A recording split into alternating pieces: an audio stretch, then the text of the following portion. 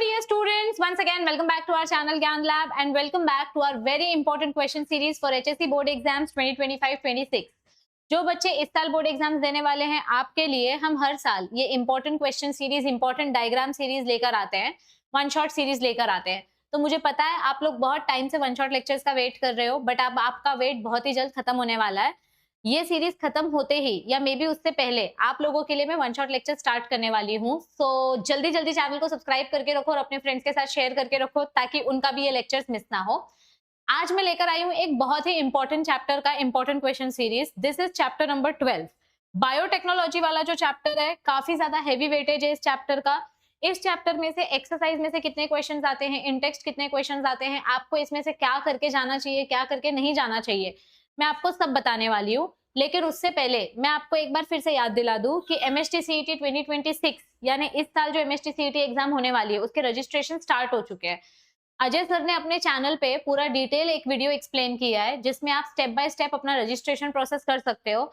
उसके अलावा कौन कौन से डॉक्यूमेंट्स रिक्वायर्ड हैं, क्या कैसे करना है, आधार कैसे आपको अपडेट करना है, आपका जो भी लिंक वगैरह करना है, डॉक्यूमेंट्स वो कैसे करना है, सब टॉपिक से रिलेटेड डिटेल वीडियो सर ने अपलोड कर दिया है। तो जल्दी जल्दी जिसने जिसने सीईटी रजिस्ट्रेशन नहीं किया है वीडियोस देखो और अपने सारे डॉक्यूमेंट्स रेडी करने के बाद रजिस्ट्रेशन करना।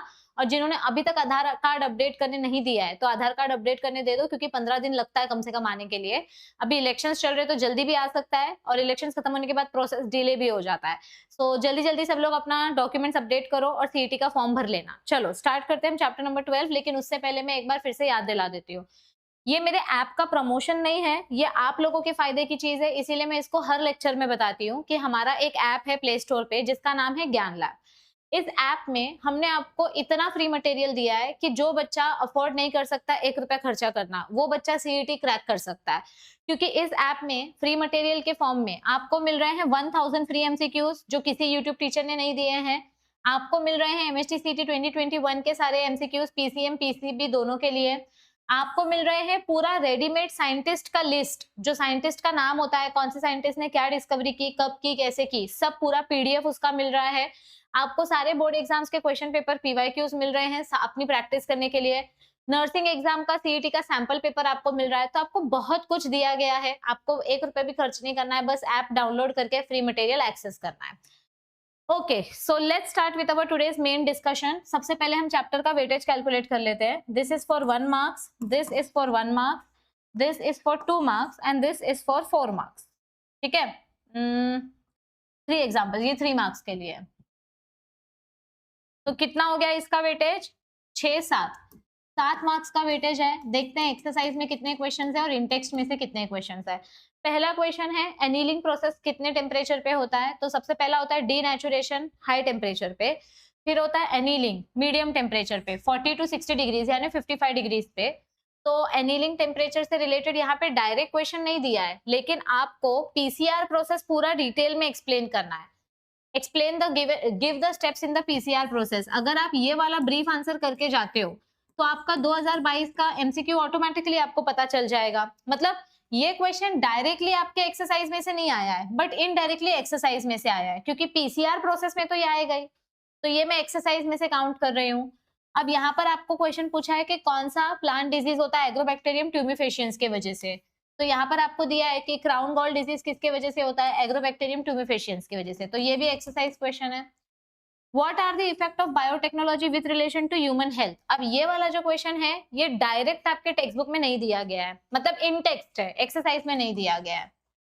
Okay, explain any 3 examples of biopiracy. अगर आप डेफिनेशन करके जाते हो और इसका एक्सप्लेनेशन यानी कि एग्जांपल्स नीम वाला, हल्दी वाला, राइस, बासमती राइस वाला, तो आपको ऑटोमेटिकली ये क्वेश्चन अटेम्प्ट करने आ जाएगा। तो ये एक्सरसाइज क्वेश्चन है। तो यहाँ पर 1 2 3 4 5 मार्क्स के क्वेश्चन एक्सरसाइज के हैं और 2 मार्क्स के क्वेश्चन इन टेक्स्ट है। अब देखते हैं 2023 का पेपर। ठीक है, कितने मार्क्स के लिए आया है? This is for 1 marks, this is for 2 marks and this is for 4 marks. यहाँ पर भी 7 मार्क्स है, exercise and in text. Okay, give the name of first transgenic plant. अब ये आपके टेक्स्ट बुक के अंदर का क्वेश्चन है, ये यहाँ पर नहीं दिया है आई थिंक।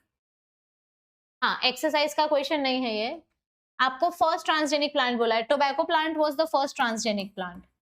तो ये इन टेक्स्ट क्वेश्चन है।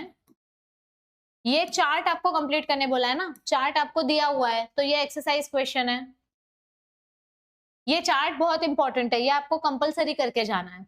इसके अलावा कहाँ गए,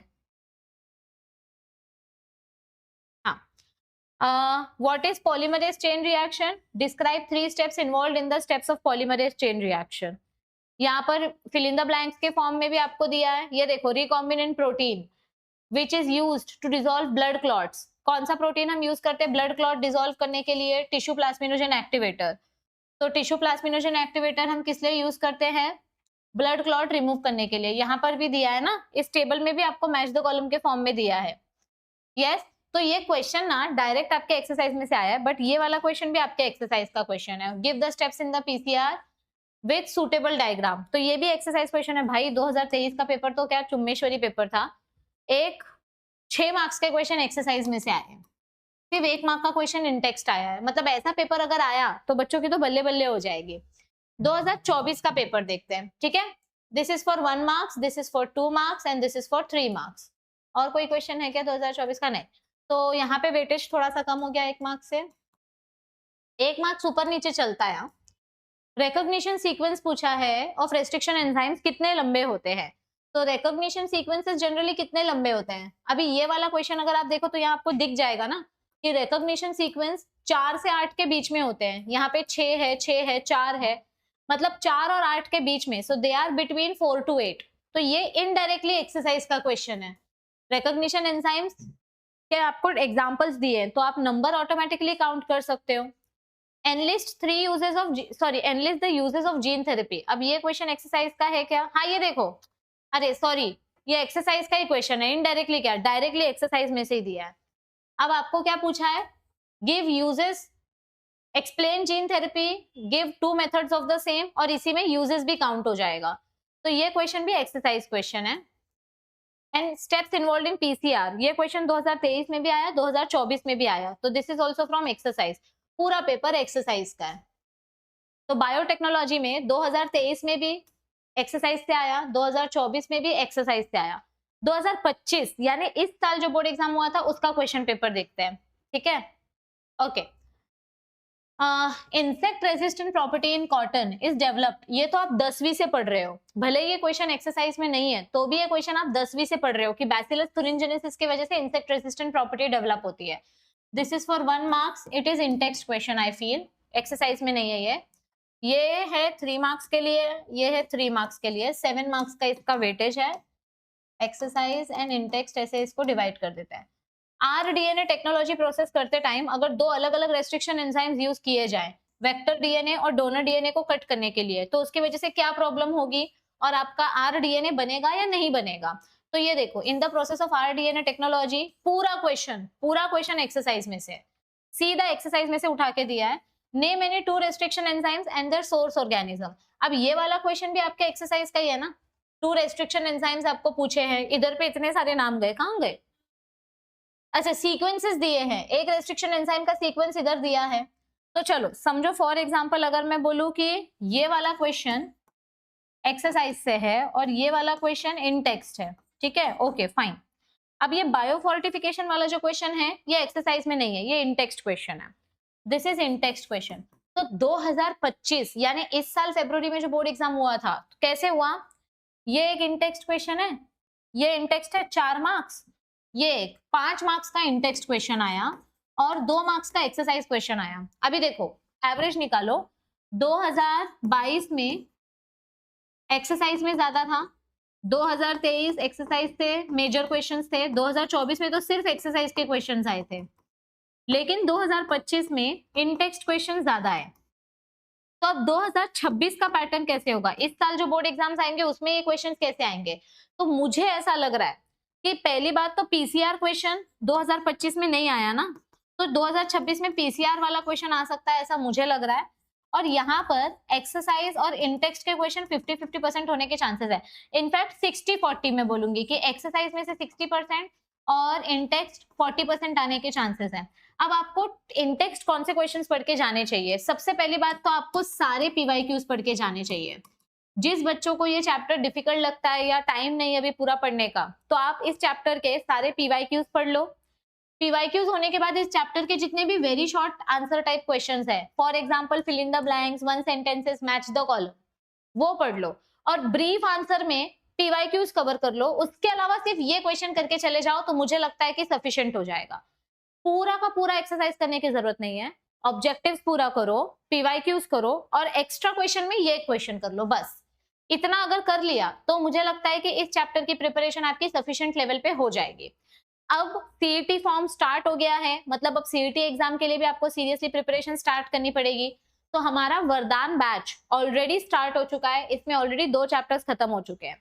आप अभी भी ये वरदान बैच ज्वाइन कर सकते हो। यहाँ पे हम पूरा बायोलॉजी का लाइव लेक्चर्स कवर करते हैं, पूरा सीईटी का सिलेबस बायो का, और इसी बैच में आपको ये पूरा मॉक टेस्ट फ्री में मिलता है। मतलब कुछ 3-4 हजार एमसीक्यूज का मॉक टेस्ट है, वो आपको इसमें फ्री में मिल जाता है।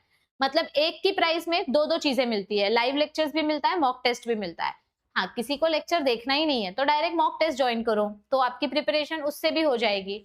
यस, तो आई होप कि आपको इन वीडियोस से हेल्प मिल रही है। अब बस लास्ट के 3 चैप्टर्स बचे हैं, वो तो एकदम ही छोटे छोटे चैप्टर्स है। Now I am going to give you very very important one shot lectures, और उसके लिए आपको चैनल को सब्सक्राइब करके रखना पड़ेगा, क्योंकि वन शॉट लेक्चर्स जैसे आएंगे आपको उसका नोटिफिकेशन तभी मिलेगा जब आप चैनल को सब्सक्राइब करके रखोगे। सो मेक श्योर आप अपने फ्रेंड्स के साथ इस चैनल को शेयर करो, वीडियो को लाइक करो। आपको बहुत जल्द वन शॉट लेक्चर्स मिलने वाले हैं। All the best everybody, see you soon, take care, thank you.